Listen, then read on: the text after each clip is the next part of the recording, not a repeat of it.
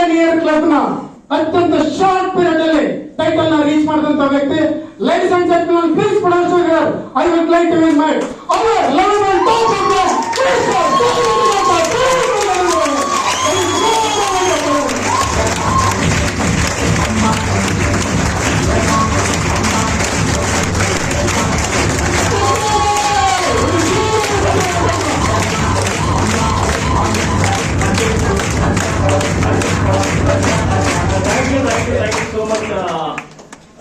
ಮೊದಲನೇದಾಗಿ ರೀಸೆಂಟ್ ಆಗಿ ಒಂದು ಝೂಮ್ ಮೀಟಿಂಗ್ ತಗೊಂಡಿದ್ವಿ ಅರೌಂಡ್ 2 days ago.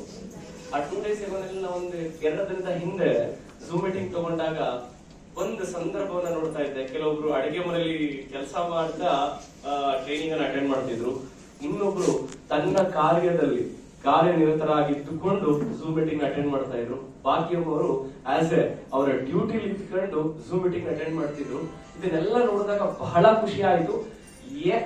ಯಾಕೆ ಇವತ್ತು ಅವ್ರು ಇಲ್ಲಿ ಸ್ಟೇಜ್ ಅಲ್ಲಿ ಇದ್ದಾರೆ ಅಂದ್ರೆ ಕಾರಣ, ನಾನು ಇಷ್ಟು ಟೈಟ್ ಶೆಡ್ಯೂಲ್ ಅಲ್ಲಿ ಇದ್ದೀನಿ, ನಾನು ಎಕ್ಸ್ಟ್ರಾ ಏನು ಕೆಲಸ ಮಾಡಕ್ ಆಗಲ್ಲ ಅಂತಿದ್ರೆ ಅವ್ರಲ್ಲೇ ಇದ್ಬಿಡ್ತಿದ್ರು. ಆದ್ರೆ ನಾನು ಇಷ್ಟು ಬಿಸಿ ಇದ್ರು, ನಾನು ಏನ್ ಸಂಪಾದನೆ ಮಾಡಿದ್ರು, ಯಾವ ಹಂತವನ್ನ ರೀಚ್ ಮಾಡಿದ್ರು ಅದು ಇಂಪಾರ್ಟೆಂಟ್ ಅಲ್ಲ, ಇನ್ನು ಮುಂದೆ ಯಾವ ಹಂತವನ್ನ ರೀಚ್ ಮಾಡ್ತೀನಿ ಅನ್ನೋದು ಬಹಳ ಮುಖ್ಯ ಅಂತ ಯೋಚನೆ ಇಟ್ಕೊಂಡು ಅಗೇನ್ ಅದರ ಜೊತೆಗೆ ಹೆಂಗ್ ಸಮಯವನ್ನ ಅಡ್ಜಸ್ಟ್ ಮಾಡಿಕೊಂಡು ನೆಕ್ಸ್ಟ್ ಮುಂದಿನ ದಿನಗಳ ಜೀವನದ ಬಗ್ಗೆ ಯೋಚನೆ ಮಾಡ್ಲಿಕ್ಕೆ ಒಂದೊಂದೇ ಹೆಜ್ಜೆ ಇಡ್ತಿದಾರಲ್ಲ ಅಂತ ನಮ್ಮ ಡಿಸ್ಟ್ರಿಬ್ಯೂಟರ್ಸ್ ಗೆ ಒಂದ್ಸತಿ ಹ್ಯಾಟ್ಸ್ ಆಫ್ ಅಂತ ಹೇಳ್ತೀನಿ ಅಂದ್ರೆ 21 ವರ್ಷದ ಹಿಂದೆ ಬೆಳಗ್ಗೆ 6:30 ಎದ್ರೆ 7 ಗಂಟೆಗೆಲ್ಲ ಫ್ಯಾಕ್ಟರಿನ ಓಪನ್ ಮಾಡ್ತಿದ್ದೆ. ತಂದೆದೊಂದು ಪವರ್ಲೂಮ್ ಫ್ಯಾಕ್ಟರಿ ಇತ್ತು, ಸಣ್ಣ ಪವರ್ಲೂಮ್ ಫ್ಯಾಕ್ಟರಿ ಇತ್ತು. 6:30 ಎದ್ದು 7 ಗಂಟೆಗೆಲ್ಲ ಫ್ಯಾಕ್ಟರಿ ನಾನೇ ಓಪನ್ ಮಾಡ್ಬೇಕಿತ್ತು. 7 ಗಂಟೆಯಿಂದ ಸಂಜೆ 4:30 ಫ್ಯಾಕ್ಟರಿಗಳಲ್ಲಿ ಕೆಲಸ ಮಾಡ್ತಿದ್ದೆ. ಅದಾದ್ಮೇಲೆ ಇದೇ ಬೆಂಗಳೂರಿನ ಸೌತ್ ಅಂಡ್ ಸರ್ಕಲ್ ಇರತಕ್ಕಂಥ ವಿಜಯ ಯೂನಿ ಕಾಲೇಜಲ್ಲಿ ಡಿಗ್ರಿ ಸ್ಟಡಿ ಮಾಡ್ತಿದ್ದೆ. ಫ್ಯಾಕ್ಟರಿಯಿಂದ ಮನೆಗೆ ಬಂದು ಮನೆಯಿಂದ ಇಮಿಡಿಯೇಟ್ ಫ್ಯಾಕ್ಟರಿಗೆ ಹೋಗಿ ಕಾಲೇಜ್ ಮುಗಿಸ್ಕೊಂಡು ಮನೆಗೆ ಬರೋಷ್ಟರಲ್ಲಿ ರಾತ್ರಿ 10 ಗಂಟೆ ಆಗ್ತಿತ್ತು.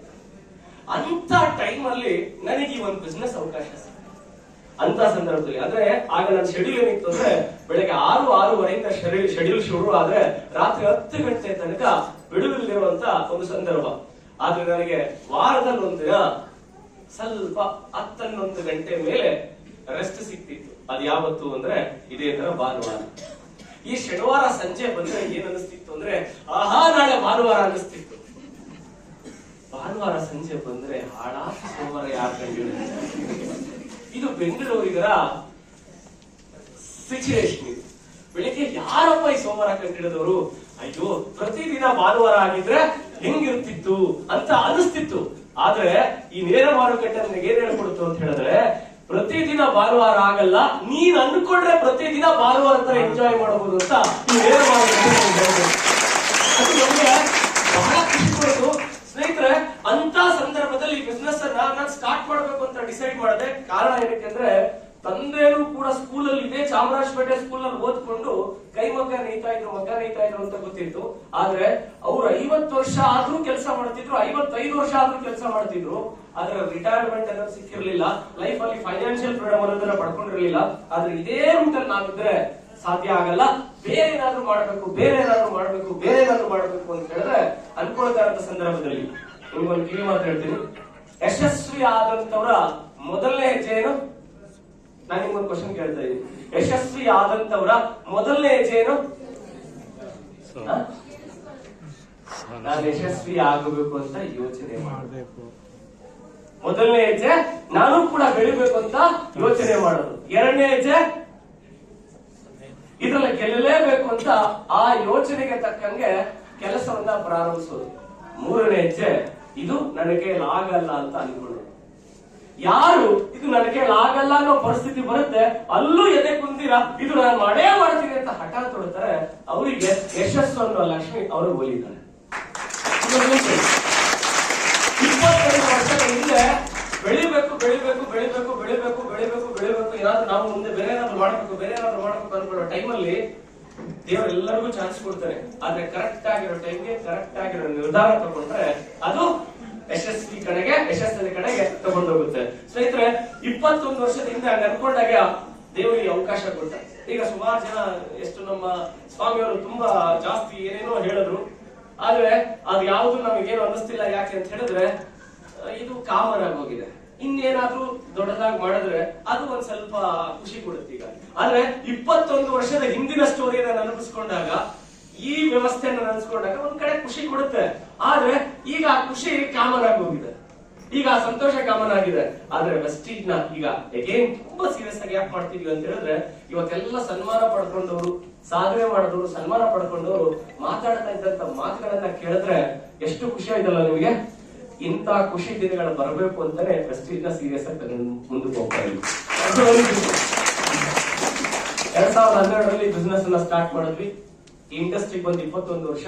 21 ವರ್ಷದಲ್ಲಿ ಮೊದಲನೇ 9.5 ವರ್ಷ ನೇರ ಮಾರುಕಟ್ಟೆಯಲ್ಲಿ ಅನುಭವನ ಪಡ್ಕೊಂಡ್ವಿ. ಅನುಭವ ಪಡ್ಕೊಂಡಾಗ ಭಾರತದಲ್ಲಿ one of the best company ಯಾವುದು ಅಂತ ಹೇಳಿ ಸರ್ಚ್ ಮಾಡ್ತಾ ಹೋದಾಗ ನಮ್ ಕೈ ಸಿಕ್ಕಿದ್ದು ಒಂದು ಅದ್ಭುತವಾದಂತ ಅವಕಾಶ.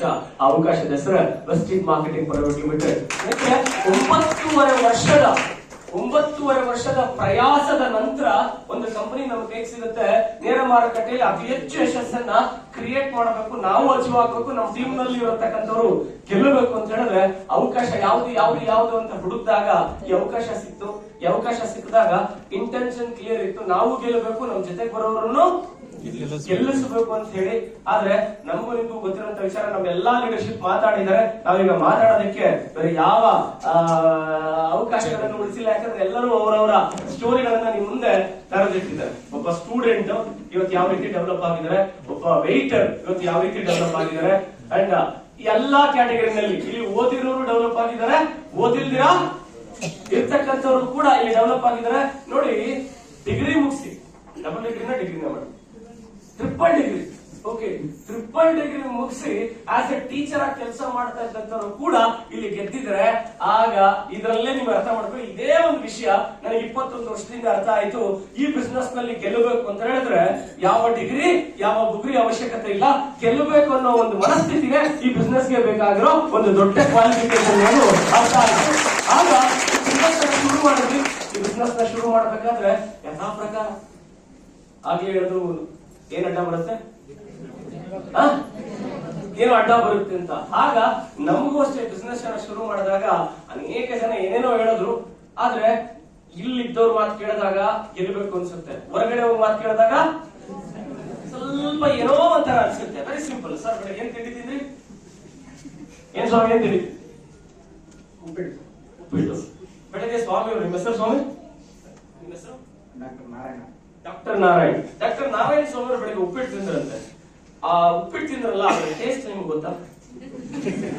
ನಿಮ್ಗೆ ತಲೆಗೆಲೆ ಕೆಟ್ಟಿದ್ಯಾ? ಅವ್ರು ತಿಂದಿದ್ದು ಉಪ್ಪಿಟ್ಟು ಟೇಸ್ಟ್ ಇವ್ರನ್ನ ಕೇಳಿದ್ರೆ ಹೆಂಗೆ ಅಂತ. ಹೆಸಾನು ಇದೊಂಥರ ಜೋಕ್ತರ ಅನ್ನಿಸ್ತಿದೆ ಅಲ್ವಾ ಸ್ನೇಹಿತರೆ? ಇಲ್ಲಿ ನಾನು ನಿಮಗೆ ಇದನ್ನ ಎಕ್ಸಾಂಪಲ್ ಕೇಳಿದಾಗ ನಿಮ್ಗೆ ಜೋಕ್ ಅನ್ನಿಸ್ತು. ಆದ್ರೆ ಎಲ್ಲರೂ ಮಾಡ್ತಕ್ಕಂತ ಒಂದು ದೊಡ್ಡ ಒಂದು ಸಣ್ಣ ವಿಚಾರ ಏನು ಅಂದ್ರೆ, ಇಷ್ಟೊತ್ತು ತಿಳ್ಕೊಂಡಂತ ವಿಚಾರವನ್ನ ನಾವು ಹೊರಗಡೆ ಹೋಯ್ತೀವಿ, ತುಂಬಾ ಖುಷಿಯಾಗಿ ಹೋಯ್ತೀವಿ. ಮನೆ ಹತ್ರ ಹೋಯ್ತಾ ನಮ್ಮ ಫ್ರೆಂಡ್ಸ್ ಸಿಗ್ತಾರೆ. ನಮ್ಮ ರಿಲೇಷನ್, ನಮ್ಮ ಫ್ರೆಂಡ್, ನಮ್ಮ ಪರಿಚಯ, ಫುಲ್ ಫಸ್ಟ್ ಸಿಗೋದು ಯಾರು ಅಂದ್ರೆ ನಮ್ಮ ದೋಸ್ತ ಅಲ್ವಾ? ಸಿಕ್ಕಿದ ತಕ್ಷಣ ಅಂತ ಹೇಳ್ತೀವಿ. ಅದಕ್ಕೆ ಅವರೆಲ್ಲ ಶೂಟು ಬುಟ್ ಹಾಕೊಂಡಿದ್ರ ಅಂತಾರೆ, ಕೈ ಹಾಕಿದ್ರ ಅಂತಾರೆ, ತುಂಬಾ ದೊಡ್ಡ ಮಾತಾಡಿದ್ರ ಅಂತಾರೆ. ಇದೆಲ್ಲ ನಿಮ್ಗೆ ಗೊತ್ತಂದ್ರೆ ನಾನು ಹೋಗಿದ್ದಾಯ್ತು, ಜಾಯಿನ್ ಆಗಿದ್ದು ಆಯ್ತು, ಬಿಟ್ಟಿದ್ದಾಯ್ತು, ನೋಡು ನಿನ್ ಕೆಲಸ ಅಂತಾರೆ. ಅಲ್ಲಿಗೆ ಬಲೂನ್ ತರ ಫುಲ್ ಜೋಶಲ್ಲಿ ಹೋದವ್ರಿಗೆ ಒಂದ್ ಪಿಂಚ್ ಚುಚ್ಚಿದ್ರೆ ಏನಾಗುತ್ತೆ, ದೊಡ್ಡದಾಗುತ್ತಲ್ಲ. ಆಗ ಮೇಕೆ ಅಂತ ಕರೀತಾರೆ. ಒಬ್ಬ ಕಳ್ಳ ಅದನ್ನ ಕರಿಯಕ್ಕೋಸ್ಕರ ಏನ್ ಮಾಡ್ತಾರೆ, ಅದು ಮೇಕೆ ಅಲ್ಲ ಕತ್ತೆ ಅಂತಾರೆ. 4 ಜನ ಪ್ಲಾನ್ ಮಾಡ್ಕೊಂಡಿರ್ತಾರೆ. ಇನ್ನೊಂದ್ ಸ್ವಲ್ಪ ದೂರ ಆದ್ಮೇಲೆ ಎಲ್ಲರೂ ಮೇಕೆ ಮರಿ ನಿಂತ್ಕೊಂಡು ಹೋಗೋದು ನೋಡಿದೀನಿ. ಇದ್ಯಾವ್ದು ಇದು ಕತ್ತೆ ಮರಿ? ಒಂದ್ಸತಿ ನೋಡ್ತಾರೆ, ಇದು ಮೇಕೆನ ಕತ್ತೆ ನಿಂತ್ಕೊಂಡ್ರೆ ಮೇಕೆ. ಅದು ಕನ್ಫ್ಯೂಸ್ ಆಗಿ 2ನೇ ಹೇಳಿದಾಗ ಸ್ವಲ್ಪ ಕನ್ಫ್ಯೂಸ್ ಆಗುತ್ತೆ, 3ನೇ ಹೇಳಿದಾಗ ಇನ್ನೊಂದ್ ಸ್ವಲ್ಪ ಕನ್ಫ್ಯೂಸ್ ಆಗುತ್ತೆ, 4ನೇ ಹೇಳಿದಾಗ ಪೂರ್ತಿ ಮೇಕೆ ಕತ್ತೆ ತರ ಕಾಣಿಸ್ಬಿಡುತ್ತೆ. ಆಗ ಅವ್ರೇನ್ ಮಾಡ್ತಾರೆ, ಆ ಮೇಕೆ ಮರಿ ಬಿಟ್ಬಿಡ್ತಾರೆ. ಆ ಕಳ್ಳರು ಪ್ಲಾನ್ ಮಾಡಿ ಅದನ್ನ ತಗೊಂಡು ಹೋಗ್ತಾರೆ ಅನ್ನೋ ಒಂದು ಸ್ಟೋರಿ ನಾವು ನೀವು ಕೇಳ್ಬಿಟ್ಟಿದ್ವಿ. ಅದೇ ರೀತಿ ಈ ಬಿಸ್ನೆಸ್ ಅನ್ನ ಇಷ್ಟೆಲ್ಲ ತಿಳ್ಕೊಂಡ ಮೇಲೆ ನಾವು ಮಾಡ್ತಕ್ಕಂಥ ವಿಚಾರ ಏನಂದ್ರೆ, ಹೊರಗಡೆ ಹೋಗಿ ಇನ್ಯಾರನ್ನೋ ಕೇಳ್ತೀವಿ. ಅದಕ್ಕೊಂದು ಸಣ್ಣ ಕಿವಿ ಮಾತು ಹೇಳ್ತೀನಿ. 10th ಫೇಲ್ ಆದ ಹತ್ರ ಹೋಗಿ, ಏನಂದ್ರೆ 10th ಫೇಲ್ ಆದ ಹತ್ರ ಹೋಗಿ ನಾನು ಪಾಸ್ ಆಗೋದು ಹೆಂಗೆ ಅಂತ ಕೇಳಿದೆ. 7 ಅಟೆಂಪ್ಟ್ ಕಳಿಸಿದೆ, ಇನ್ನೂ ಪಾಸ್ ಆಗ ಅಂತ ಫೇಲ್ ಆದವನು ಹೇಳ್ತಾರೆ. ಅದೇ ಪಾಸ್ ಆದವನು ಕೇಳಿದ್ರೆ ಪ್ರತಿದಿನ ಸ್ಕೂಲ್ಗೆ ಹೋಗಿ ಬಂದಿದ್ದು ಸ್ಕೂಲಲ್ಲಿ ಹೇಳಿದ್ದನ್ನು ನೆಟ್ಟೆ ಕೇಳಿಸ್ಕೊ, ಮನೆಗೆ ಬಂದು 1 hour ಪ್ರಾಕ್ಟೀಸ್ ಮಾಡು, ರಿವೈಸ್ ಮಾಡು, ಅಷ್ಟು ಮಟ್ಟಿಗೆ ಫಸ್ಟ್ ಕ್ಲಾಸ್ ಇಂದ 85-90% ಅಲ್ಲಿ ಬರ್ತೀಯ ನೀನು ಅಂತ ಹೇಳ್ತಾರೆ. ಈಗ 10th ಪಾಸ್ ಆಗ್ಬೇಕು ಅಂದ್ರೆ ಯಾರ ಮಾತು ಕೇಳ್ಬೇಕು? ಯಾರ ಮಾತು ಕೇಳ್ಬೇಕು? ಯಾರ ಮಾತು ಕೇಳ್ಬೇಕು? ಪಾಸ್ ಆದವ್ರ ಮಾತು ಕೇಳ್ಬೇಕು. ಇದೇ ಕ್ವಶನ್ ಆನ್ಸರ್ ನಾನು ಕ್ವಶನ್ ಕೇಳಿದಾಗ ನನಗೊಬ್ರು ಆನ್ಸರ್ ಕೊಟ್ರು. ಅವರಿಗೆ ನನಗೆ ಥ್ಯಾಂಕ್ಸ್ ಹೇಳ್ತಾ, ಎಸ್ ಹೌದಲ್ವಾ, ಇಲ್ಲಿ ಗೆದ್ದಿರೋರ್ನ ನೋಡಿ, ಗೆದ್ದಿರೋರ್ ಮಾತ್ರ ಕೇಳಿ ಅವರ ದಾರಿ ಫಾಲೋ ಮಾಡಿದ್ರೆ ನಾನು ಇಲ್ಲಿಂದ ಇಲ್ಲಿ ಬರೋ ಚಾನ್ಸ್ ಆದ್ರೂ ಇದೆ ಅಂತ ಹೇಳಿ 21 ವರ್ಷದಿಂದ ನಿರ್ಧಾರ ಮಾಡಿದೆ. 21 ವರ್ಷದಿಂದ ನಿರ್ಧಾರ ಮಾಡಿದೆ. ಬಿಸ್ನೆಸ್ ಸ್ಟಾರ್ಟ್ ಮಾಡಿದೆ. ಸ್ಟಾರ್ಟ್ ಮಾಡಿ ಜನಗಳ ಹತ್ರ ಪ್ರಾಡಕ್ಟ್ ಬಿಸ್ನೆಸ್ ಬಗ್ಗೆ ಹೇಳಕ್ ಹೋದ್ರೆ ಅಲ್ಲ, ಆಗ ಈಗ ಜನ ಫೇಸ್ ವಾಶ್ ಯೂಸ್ ಮಾಡ್ತಾರೆ, ಎಸ್ ಆರ್ ನೋ? ಈಗ ಜನ ತಲೆ ಶಾಂಪು ಯೂಸ್ ಮಾಡ್ತಾರೆ. ಆಗ ಸೋಪೆ ಶಾಂಪು ಸೋಪೆ ಎಲ್ಲ. ನೀನ್ ಎಲ್ಲಿದೀಯಾ? ಫಾರಿನ್ ಅಲ್ಲಿ ಇದೆಯಾ, ಇಂಡಿಯಾದಲ್ಲಿ ಇದೆಯಾ? ಇದೆಲ್ಲ ವರ್ಕ್ ಆಗಲ್ಲ. ಆದ್ರೂ ಆಮೇಲೆ ನಾವು ಶುರು ಮಾಡಿದಾಗ ನೆಲ ತೊಳೆಯೋದು ಬರ ಇತ್ತು. ಏನ್ ನೆಲ ತೊಳೆಯೋದಂದ್ರೆ ಆಯ್ತಾ? ಆಗ ನನಗೆ ಜನ ಹೇಳ ಶುರು ಮಾಡಿದ್ರು ಅಂದ್ರೆ ನಾವು ಬಟ್ಟೆಗೂ ಅದೇ ನೆಲಕ್ಕೂ ಅದೇ ವಾಷಿಂಗ್ ಪೌಡರ್ ನಿರ್ಮಾಣ. ನಾನು ಯಾಕೋ ಈ ಬಿಸ್ನೆಸ್ ಅನ್ನ ಬಹಳ ಅರ್ಲಿಯಾಗಿ ಮಾಡಿದ್ದೀನಿ ಅಂತ ಅನ್ಕೊಂಡ್ಬಿಟ್ಟೆ. ಜನಕ್ಕೆ ನಾನು ಈ ಬಿಸ್ನೆಸ್ ಶುರು ಮಾಡಿದಾಗ ಫೇಸ್ ವಾಶ್ ಅಂದ್ರೆ ಜನಕ್ಕೆ ಯಾವೆಲ್ಲ ಶ್ರೀಮಂತರು ಬಳಸೋದು ಅಂತಿದ್ರು. ನೆಲ ತೊಳೆಯೋದು ಈ ತರ ಒಂದು ಫ್ಲೋರ್ ಕ್ಲೀನರ್ ನೆಲ ತೊಳೆಯೋದು ಇದೆ ಅಂತ ಹೇಳಿದಾಗ ಏವೆಲ್ಲ scent and etcetera etcetera soap ಒಳ್ಳೆ ಒಳ್ಳೆ ಪ್ರಾಡಕ್ಟ್ ಇದೆ ಅಂದ್ರೆ ಅದೆಲ್ಲ ದುಡ್ಡಿದವ್ರಿಗೆ ಅಂತಿದ್ರು. ಹೆಂಗಪ್ಪ ಈ ಜನಗಳಿಗೆ ಅರ್ಥ ಮಾಡಿಸೋದು ಅನ್ನೋದು ಒಂದು ಸ್ವಲ್ಪ ಚಾಲೆಂಜ್ ಇತ್ತು. ಆದ್ರೆ ಒಳ್ಳೆ ಪ್ರಾಡಕ್ಟ್ ಇದೆ, ಆದ್ರೆ ಅರ್ಥ ಮಾಡ್ಸಕ್ಕೆ ಆಗ್ತಾ ಇಲ್ಲ. ಆದ್ರೆ ನಮ್ ಪ್ರಯಾಣ ಮುಂದುವರಿಸ್ತಾ ಹೊರಡ್ತೀವಿ. ಆ ಮುಂದುವರಿಸ್ತಾ ಹೊರಟಿದ್ದಕ್ಕೆ ನೋಡಿ, ಬದಲಾಗದಿದ್ದರೆ ಬದಲಾವಣೆ ಎಂಬ ಗಾಳಿಯೇ ನಿನ್ನನ್ನು ಬದಲಾಗಿಸುತ್ತದೆ. ಒಂದನ್ನ ತುಂಬಾ ಬುದ್ಧಿವಂತಿಕೆ ಅರ್ಥ ಮಾಡ್ಕೊಂಡಿದ್ದೆ. ಈ ಬಿಸ್ನೆಸ್ ಬೇರೆ ಬೇರೆ ದೇಶದಲ್ಲಿ ಸಕ್ಸಸ್ ಆಗಿದೆ. ಇದು ಇಂಡಿಯಾದಲ್ಲೂ ಬಂದು ಮುಂದಿನ ದಿನಗಳಲ್ಲಿ ತುಂಬಾ ದೊಡ್ಡ ಹೈಟ್ ಹೋಗುತ್ತೆ ಅನ್ನೋ ಒಂದು ವಿಚಾರವನ್ನ ತಿಳ್ಕೊಂಡಾಗ ನಾವು ಬಿಸ್ನೆಸ್ ನ ಸ್ಟಾರ್ಟ್ ಮಾಡಿದೀವಿ. ಒಂದೊಂದೇ ಹೆಜ್ಜೆ ಇಡ್ತಾ ಹೋಗೋಣ. ಒಂದಲ್ಲ ಒಂದಿನ ಜನಗಳಿಗೆ ಈ ಬಿಸ್ನೆಸ್ ಬಗ್ಗೆ ಅರ್ಥ ಆಗ್ತಾ ಹೋಗುತ್ತೆ ಅಂತ ಹೇಳಿ ಒಂದೊಂದೇ ಹೆಜ್ಜೆ ಇಡ್ತಾ ಹೊರಟಿದ್ದಕ್ಕೆ ಯಶಸ್ಸು ಶುರುವಾಯಿತು. ಬಹಳ ಖುಷಿ ಆಯ್ತು. ಇಂಡಸ್ಟ್ರಿನಲ್ಲಿ ಏನು ಬೇಕು ಅನ್ಕೊಂಡು ಬಂದ್ವೋ ಅಷ್ಟು ಅದಕ್ಕಿಂತ ಹೆಚ್ಚು ಟ್ಯಾಕ್ಸ್ ಕಟ್ಟತಕ್ಕಂತ ಶಕ್ತಿ ಈ ಬಿಸ್ನೆಸ್ ನಮ್ಗೆ ಕೊಡ್ತು. ಇಲ್ಲಿಂದ 4-5 ಕಿಲೋಮೀಟರ್ ಹಾಗೆ ಹೀಗೆ ಅಂತ ಹೇಳ್ತಿದ್ರು. ಅವ್ರಿಗೆ ಏನೇ ಹೇಳ್ಕೊಳ್ಳಿ, ನಮ್ ಕೆಲಸ ಏನು? ಬಿಸ್ನೆಸ್ ನಲ್ಲಿ ಈ ಬಿಸ್ನೆಸ್ ನಲ್ಲಿ ಯಾರು ನಿಂತ್ಕೊಳ್ತಾರೋ ಅವ್ರು ಬೆಳಿತಾರೆ. ಈ ಪ್ರಾಡಕ್ಟ್ ನ ಯಾರು ಬಳಸ್ತಾರೋ ಅವ್ರು ಒಳ್ಳೇದಾಗುತ್ತೆ. ಆಗ ಒಂದು ಸ್ಲೋಗನ್ ಅನ್ನ ಹೊರಡಿಸಿದ್ವಿ.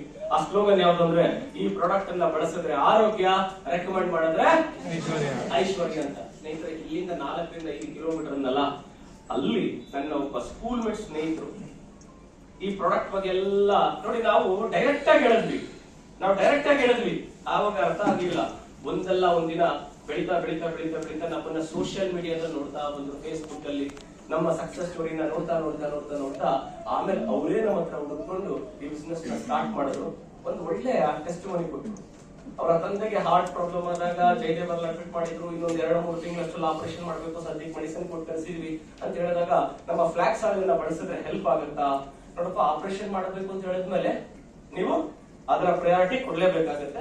ಅದರ ಮಧ್ಯದಲ್ಲಿ ಡಾಕ್ಟರ್ ಮೆಡಿಸಿನ್ ಕೊಟ್ಟಿದ್ದಾರೆ, ಈ ಸಪ್ಲಿಮೆಂಟ್ ಅನ್ನ ಬಳಸಿ ಹೆಲ್ಪ್ ಆಗುತ್ತೆ, ಒಳ್ಳೇದಾಗುತ್ತೆ. ಆ ಸಪ್ಲಿಮೆಂಟ್ ಅಂದ್ರೆ it's very good for omega 3 ಇದೆ, ಒಮೆಗಾ 6 ಇದೆ, ಒಮೆಗಾ 9 ಇದೆ, ಫ್ಯಾಟಿ ಆಸಿಡ್ಸ್ ಇದೆ, ಇದು ಹೆಲ್ಪ್ ಆಗುತ್ತೆ ಅಂತ ಹೇಳಿ ಕೊಟ್ವಿ, ರೆಫರ್ ಮಾಡಿದ್ವಿ. ಗುಡ್ ಥಿಂಗ್ ಏನಂದ್ರೆ, ನಾನು ಯಾವುದೇ ಕಾರಣಕ್ಕೂ ಹೇಳಿಲ್ಲ ವಿತೌಟ್ ನೀವು ಆಪರೇಷನ್ ಹೋಗೋ ನೆಸಿಟಿನೇ ಬರಲ್ಲ, ಹಂಗ್ ಮಾಡುತ್ತೆ ನಮ್ಮ ಪ್ರಾಡಕ್ಟ್ ಅಂತ ಹೇಳಲೇ ಇಲ್ಲ. ನೀವು ಮೆಡಿಸಿನ್ ಜೊತೆಗೆ ಇದನ್ನ ಬಳಸ್ತಾ ಹೋಗು ಅಂತ ಹೇಳಿದ್ವಿ. ಮೆಡಿಸಿನ್ ಜೊತೆ ಬಳಸ್ತಾ ಹೋದ್ರು. ಮತ್ತೆ ದುಡ್ಡು ಅಡ್ಜಸ್ಟ್ ಮಾಡ್ಕೊಂಡು ಆಪರೇಷನ್ ಅಂತ ಅಗೇನ್ ಜಯದೇವ್ ಹಾಸ್ಪಿಟಲ್ಗೆ ಹೋಗ್ತಾರೆ. ಒಂದು ಚಮತ್ಕಾರ ಕಂಡ್ರೆ ಬಹಳ ಕಡಿಮೆ ಜನಕ್ಕೆ ಹಿಂಗ ಆಗುತ್ತೆ. ನಿಮ್ ತಂದೆಗೆ ಈಗ ಆಪರೇಷನ್ ಮಾಡೋ ನೆಸಿಟಿ ಇಲ್ಲ, ವಾಪಸ್ ಹೋಗಿ ಅಂತ ಹೇಳ್ತಾರೆ. ಅವರು ಆಮೇಲೆ ನಂತರ ನಾನು ಫೋನ್ ಮಾಡಿ ಥ್ಯಾಂಕ್ ಯು ನಾನು ಎಕ್ಸ್ಪೆಕ್ಟ್ ಮಾಡಲಿಲ್ಲ ನಿಮ್ ಪ್ರಾಡಕ್ಟ್ ಈ ರೀತಿ ರಿಸಲ್ಟ್ ಬರುತ್ತೆ, ಇದನ್ನೇನೋ ಆಗಿಂದ ಹೇಳಿದ್ದು ಅಂದಾಗ ಅದೇನು ಮಾಡೋದು ಹಿಂಸಲಿ ಗಿಡ ಗೊತ್ತಲ್ಲ, ಒಂದೇ ಏನಾದ್ರೂ ಹುಟ್ಟಿ ಬಿಡದಾಗ ಇವನೇನೋ ಹೇಳ್ತಾರೆ ಅಂತ ಹೇಳಿ ಜನ ನೆಗ್ಲೆಕ್ಟ್ ಮಾಡೋದು ಕಾಮನ್. ಆದ್ರೆ ಅವ್ರು ನನ್ನ ನೆಗ್ಲೆಕ್ಟ್ ಮಾಡ್ತಾರೆ ಅಂತ ನಾನ್ ಸುಮ್ಮನಿರ್ಲಿಲ್ಲ. ಅವ್ರನ್ನೇ ನೆಗ್ಲೆಕ್ಟ್ ಮಾಡಿ ಮುಂದಕ್ಕೆ ಹೋಗ್ತಾರೆ. ಅವ್ರನ್ನೇ ನೆಗ್ಲೆಕ್ಟ್ ಮಾಡಿ ಮುಂದಕ್ಕೆ ಹೋಗಿದ್ದಕ್ಕೆ, ಅವರು ನಮ್ಮನ್ನ ನೆಗ್ಲೆಕ್ಟ್ ಮಾಡಿದ್ದಕ್ಕೆ ನಮ್ಮ ಸಕ್ಸಸ್ ಅವರನ್ನ ಅಟ್ರಾಕ್ಟ್ ಮಾಡಕ್ ಶುರು ಮಾಡಿ. ನಮ್ಮ ಸಕ್ಸಸ್ ಅವರನ್ನ ಅಟ್ರಾಕ್ಟ್ ಮಾಡಕ್ ಶುರು ಆಯ್ತು. ಆ ರೀತಿ ಅನೇಕ ಜನ ಮುಂದೆ ಹಿಂದೆ ರೈಟ್ ಲೆಫ್ಟ್ ಹಿಂದೆ ಮುಂದೆ ಎಲ್ಲರೂ ಬೇಡ ಬೇಡ ಇದೆಲ್ಲ ವರ್ಕ್ ಆಗಲ್ಲ ಅನ್ನೋ ಸಂದರ್ಭದಲ್ಲಿ ಏನೇ ಆಗ್ಲಿ ಗೆಲ್ತೀವಿ ಅಂತ ನಿಂತಿದ್ದಕ್ಕೆ ಏನೋ ಒಂದ್ ಚಿಕ್ಕ ಕಾರ್ ಪ್ರೆಸ್ಟೀಜ್ ಮುಖಾಂತರ ನೋಡಿದ್ರಲ್ಲ, ಆ ಒಂದ್ ಚಿಕ್ಕ ಕಾರ್ ತಗೊಂಡೆ. ಆ ಕಾರ್ ಹೆಸರು ಜಾಗ್ವಾರ್. ಥ್ಯಾಂಕ್ಸ್ ಟು ವೆಸ್ಟೀಜ್ ನ ಮೊದಲನೇ ತಿಂಗಳು ಚೆಕ್ 14,000 34,000 69,000 ಹಂಗೆ ಬರ್ತಾ 82,000 85,000 ಕೆಲವೊಬ್ಬರಿಗಂತೂ ಫಸ್ಟ್ ಟೈಮ್ ಬಂದವ್ರಿಗೆ ದುಡ್ಡಿಗೆ ಬೆಲೆನೇ ಇಲ್ವಾ. ಈ ಕಂಪನಿ ಜಾಯ್ನ್ ಆಗಿ 9ನೇ ತಿಂಗಳು ನಾನು ಡ್ರಾ ಮಾಡಿದಂತ ಇನ್ಕಮ್ 1,69,960 ಲಾಸ್ಟ್ ಹೈಯೆಸ್ಟ್ ಚೆಕ್ ಬಹಳ ಕಡಿಮೆ, ಜಾಸ್ತಿನೇ ಇಲ್ಲ, 42 ಲಕ್ಷ.